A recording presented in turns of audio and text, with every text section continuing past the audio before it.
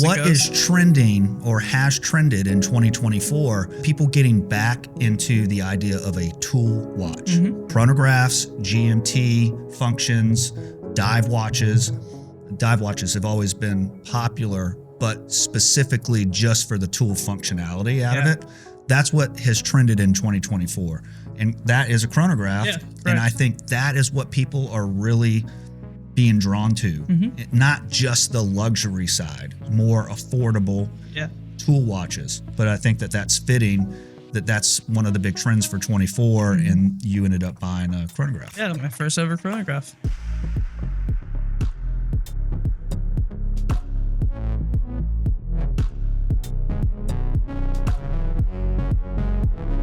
Welcome to another episode of Between the Lugs. Today we're going to be discussing 5 watch trends that we saw in 2024. This year, Yeah. Interesting to look at. I'm going to put together a video for what I believe is going to trend for 2025. That'll be a more structured video. But for our discussion today, I think it would be good to recap what 2024 looked like and what was trending, right? Also, I do want to mention we are up to like 8,000 subs. Woo! So I appreciate it. Thank you for the support. Yeah, thank you for the support. It means an awful lot. We have some fun and interesting things cooking for next year. We're like chefs in the kitchen right now, ready to give you the best dish that you haven't received yet. So. Yeah, exactly. As everybody knows, what we do is not free. And so we're going to try to launch some things for our viewers that would benefit you, and then in return also benefit us to be able to fund what we're doing and keep things going. Making good content for you guys to enjoy. Yeah. So if you're complaining about any of the quality, but you're not helping us make better quality stuff, then it's on you at the end of the day. So I'm going to do a wrist check. Is what I'm going to do. Yeah, let's do that. So you guys have seen this watch probably plenty of times. I'm wearing my Royal Oak in rose gold. Love this piece. I feel that I wanted to be a little loud today, so I put this piece on. Fitting. It feels really good. It's beautiful. I love the dial, tapestry dial. And it's just it's a great watch. Feels good on the wrist on this rubber.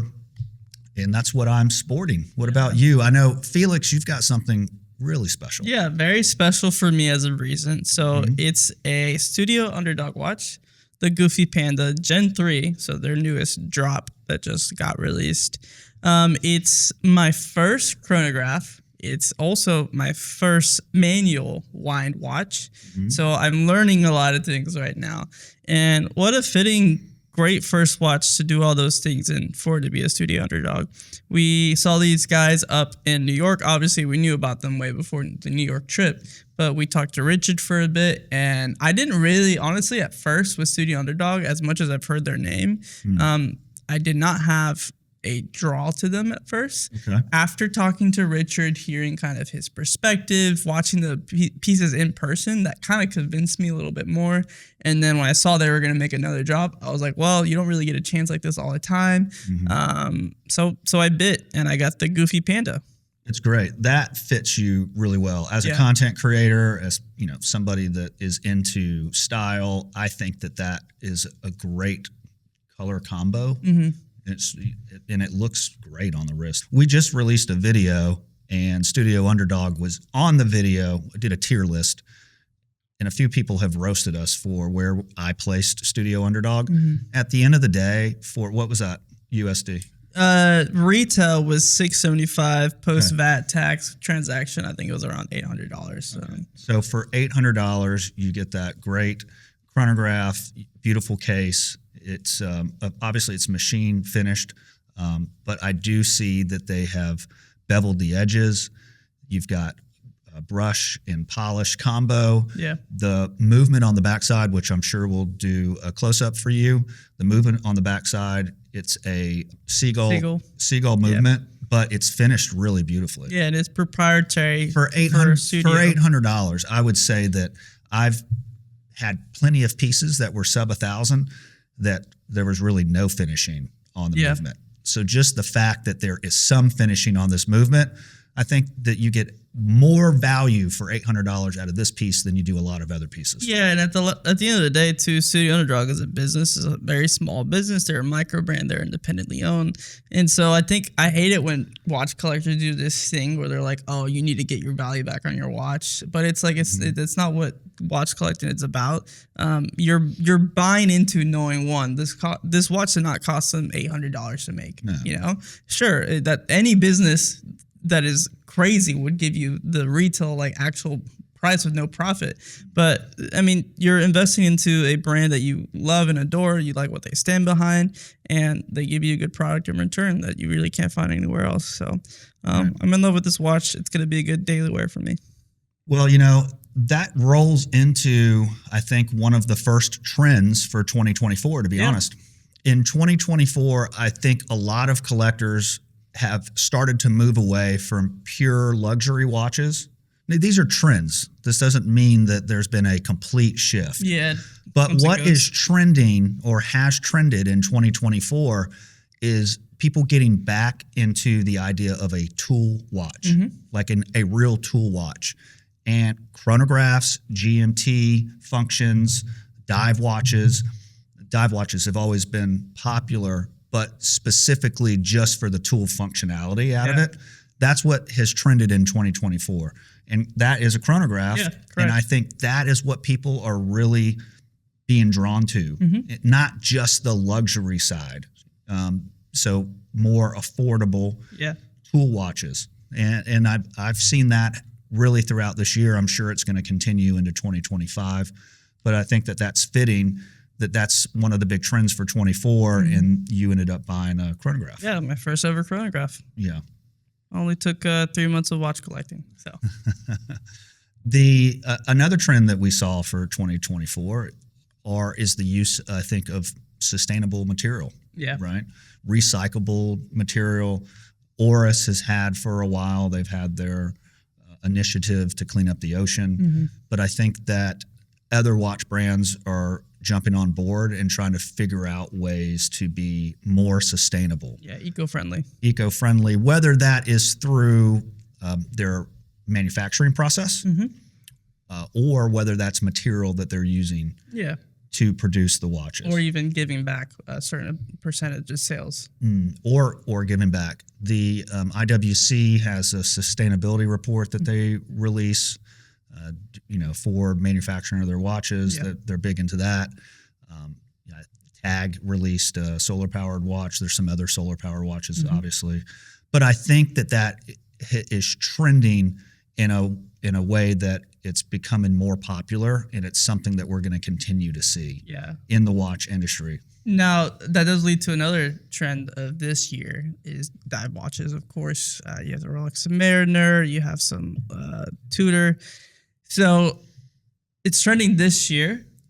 I feel like people might be wavering away as people are interested in smaller. And we'll get into the vintage stuff too as well. But I'm curious to hear your thoughts. Do you feel like dive watches, there'll always be a market for it, but do you feel like less people are now inclined to dive watches? They want dressy pieces. They want smaller pieces, things that just don't wear as big as a dive watch does. I mean, yes, absolutely. I think dive watches are still very popular. Yeah.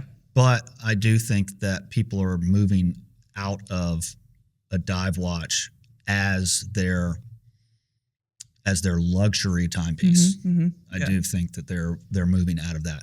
I think luxury timepieces now, people are looking at dressier pieces. Yeah. Specifically for what they consider a luxury timepiece. True. Yeah, that is interesting. And then to wrap up the sustainability trend, you see a lot of these plant-based leathers now that are being produced instead of alligator, instead of cow, and those types of things. Yeah, for that's become a lot more popular.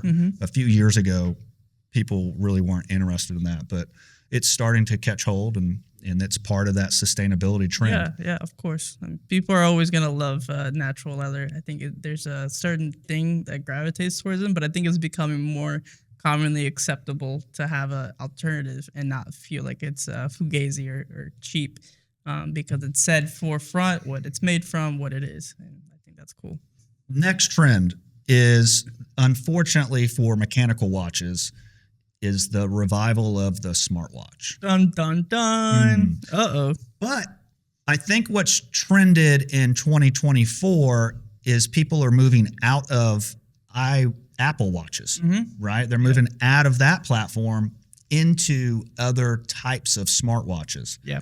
That when we were in New York, we saw a brand. Do you remember the name? Yeah, I don't know if I'm pronouncing this right, but it's Ganance. Ganance has their Air reservation, which is essentially just a pre-order for their smartwatch application. So what the whole deal is, they had a little booth up and lined up, and it said, "We don't sell watches," and what they sell is this little round smart disc for $99. Yeah. You put it on the back of any watch. It's transferable to any watch that you own, and it fits pretty much basically every watch. Put it on the back, and it turns your luxury watch, your mechanical watch, into a smartwatch. So you get the fitness tracking that you want. You get, I think, all your health data. You get vibrations if you want it. You can turn it on for notifications. You can make it accept and reject a call from just tapping your actual watch. It'll read that vibration. You might not want to spec it too hard, though. It is a real watch. And then you also get playback, so music playback. And off. That's incredible. Yeah, all for $99. I've seen this little device. I can't believe they offer all of that in that slim profile. Of course, when you add it to the back of your watch, it's going to raise it a little bit. It's going to be slightly higher, but the trade-off is that you can still wear your mechanical piece and get all of this tracking that you want, fitness tracking. Yeah. Does it have heart rate on there? I don't remember. Okay. If it does, we'll put it up, but I don't remember 100%. There's a lot of dilemmas with the patents for heart rate, O2, and all that. So I think it'd be hard to get that sensor in such a slim profile. Small thing, but maybe it does have two little things at the bottom. Or maybe that's going to be version 2 after they figure it out. They've just started, so. But that's trending. Yeah. Listen, I mean, that is smart technology that people are interested in a way that you can marry both mechanical and smartwatch together. I think it's brilliant. Yeah, it's a great idea for someone who actually, my first watch was going to be a smartwatch, and I got convinced out of it. Yeah. Naturally. But, and it's a good thing because smartwatches, one, can be very expensive. Two, you tend to replace them very often, And so it's like, why not just wear the watch that you want to wear, which is a good looking watch, mechanical watch, but also get all the functionality that you want out of a smartwatch. So. The other thing that's trending, we were talking about leaving the Apple system. Yeah. I noticed, I think TAG has had a smartwatch for the last 10 years or so. It's been a long time. I remember the first time I saw one, I feel like it was a decade ago. And TAG still has that line, which means that they're selling those watches. Yeah.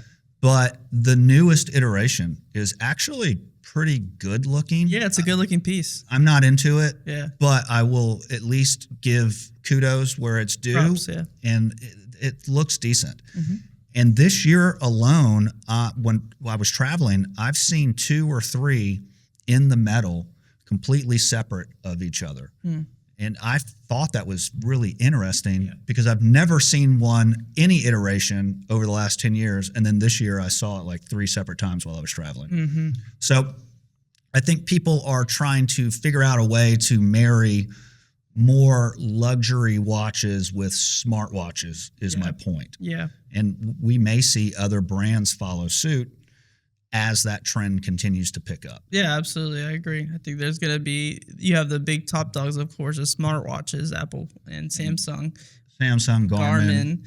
I would say those are probably the big 3. The top 3. I don't know if Fitbit's even a thing anymore. It is. It's not as popular.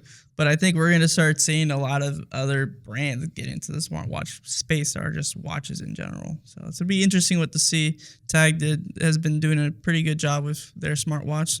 We'll have to see what other brands bring to the table. I almost feel like people are trying to exit the Apple ecosystem just the same that people are trying to like exit or get out of Rolex. Yeah. A little bit, right? Absolutely. Because it's just such a Goliath. Yeah. And people are like, man, everybody has an Apple Watch. What can I do that's different? How can I differentiate myself? Yeah. You want to be unique. So then, we have the revival, I would say. I mean, really 2024, the big trend has been vintage. I mean, huge. Vintage obviously has been around always, but man, I know I caught the bug. Mm-hmm. I caught the bug for vintage, and I know a lot of other collectors that have caught the bug, and it's massively changing the watch industry right now. Yeah. There's a lot of watch companies that are doing reissues because of it. Watches are starting to move smaller because of it. It's really affecting more classic proportion designs because of it. And that's what you get when you're looking at vintage watches. And so watch brands are starting to adjust to that. Yeah, yeah. I think it's cool too because I'm in this era space kind of when I started my watch collecting journey. The big watch is kind of what was out there. Most people wearing bigger watches. Of course, I ended up getting the Tissot Pyromatic P80, which is pretty big on the wrist, even though it's 40 millimeters. And so the first watch that was small at 36 millimeter was one of those reissues, a Timex E-line reissue. And when I saw it, I was worried because of the size at first, but when I felt it on my wrist, I was like, dude, this is so nice. It just felt so nice for the value that I got that watch out of. It just makes it elevate the experience even more, you know, the daintiness of a watch on your wrist. I mean, gosh, just off the top of my head, we have Patek has come out with a reissue. AP came out with a limited reissue. Longines has come out with a reissue. Omega. H. Moser & C came out with that Compax, which was a reissue. Seiko, Grand Seiko came out with a reissue as well. Grand Seiko came out. Everybody is coming out with reissues, really hearkening back to, you know, the heritage, tradition, vintage. Right. Yeah. And that's been a big trend for 2024. Yeah. Right. And then that's 4 of our 5 trends. And I think really the last trend is technology in watches. Yeah. When I say technology, I don't necessarily mean movement technology. I mean all of the other bits of technology, whether that's using AI to help develop a watch, whether that is 3D printing. I mean, we've seen 3D printed watches this year. Yeah. There was, I believe this was towards the beginning launch of last year, but it's moved into this year with Moser's Genesis, the whole crypto QR code thing, meta space. Yeah. I think is a very interesting concept. It's not for me, even as a tech guy, I don't really care too much about the meta space in general.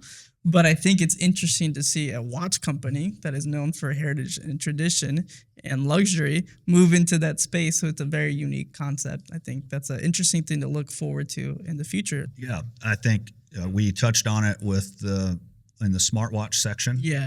But that is new technology, right? That is marrying mechanical and technology that didn't exist before that we saw in 2024. Like the VR world is so crazy. Colored materials, colored sapphire, colored ceramics. Yeah. That traditionally has been very difficult to achieve, and they have been around for a few years, but I think it's blossomed in 2024. Sure. There's so many watch brands that are now releasing colored ceramics. And they're playing with all of these materials. You've seen the meteorite, kind of the hype around that for a lot of bigger pieces. The forged carbon now, which a couple companies have touched on. The lapis, which we saw up in New York. Stone being integrated in with watches. Yeah. Titanium is very big. That's kind of a blending of a few things, technology and that vintage throwback.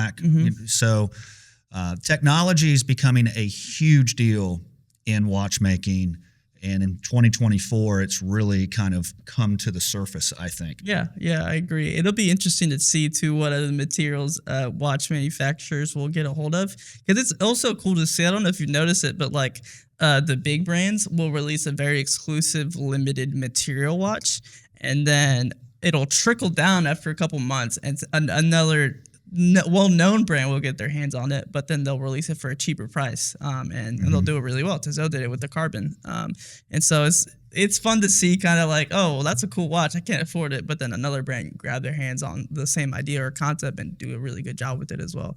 So I think you'll see more of that next year when people play around with dials and materials and colors and whatever. Yeah, exactly. So listen, I think we wanted to just kind of go through what we thought we saw trending in 2024. Be on the lookout for my 2025, what I believe will trend in 2025. I think we'll probably release that maybe in a month or so from now. Yeah. Beginning of 2025 is when I plan on putting that out. But you know, I think I'm really excited for your Studio Underdog. I am too. It's going to get a good little video coming out soon. Yeah, you're going to do a video on that also, right? Mm-hmm. Do a little review. So be on the lookout for that. And continue supporting, please. I don't ask often, but please subscribe. If you are consuming our content, it really, really, really helps the channel. It helps the algorithm. It helps spread this channel to new people. Yeah. And it means an awful lot. It's free to do. Doesn't cost anything. I don't care about hitting notification bells and hitting all that other kind of stuff. But if you'll just subscribe, it helps the channel a lot. Yeah, so, and comment down below what you enjoy, what you want to see. You know? Yeah, we love the comments. I mean, I am like a comment whore. Yeah. Right? He's on there every day. Felix gets on to me all the time. He's like, bro, you don't have to comment back on everything. And I'm like, yeah, but I kind of do. By the time that I even try to respond back, there's already a comment from you immediately. I'm like, well, I'll get the next one. Just kidding. It's done. That's everyone. Yeah. I love it. Yeah, I'll be honest. I love it when people disagree. I love it when people agree. I love seeing different perspectives and like just something that I didn't think of. Yeah. And you also call me out when I F up. Yeah, I mean, hey, please call them out all you want. I'm more sensitive. I'm new to the space, so be careful with me. You might turn me off the watches. It happens. I mess up. I misspeak. Yeah. Maybe I have the information wrong. It's definitely possible. There's so much out there. It's impossible for me, anyways, to hold all of that in my tiny little Neanderthal brain that I got. So sometimes I get it wrong. But please comment. We love to hear from you. I love to engage with our audience. Yeah, absolutely. Well, we really genuinely appreciate your support. Yep. Please let us know if there's anything else you want from this channel. But also be ready because there's going to be a lot of cool things coming out on the horizon. We have a lot of ideas. We're so excited. If we can implement half of them, then we'll be doing pretty good. Yeah, exactly. Yep. So we appreciate you guys for watching this video. Yeah. Until next time, we will see you.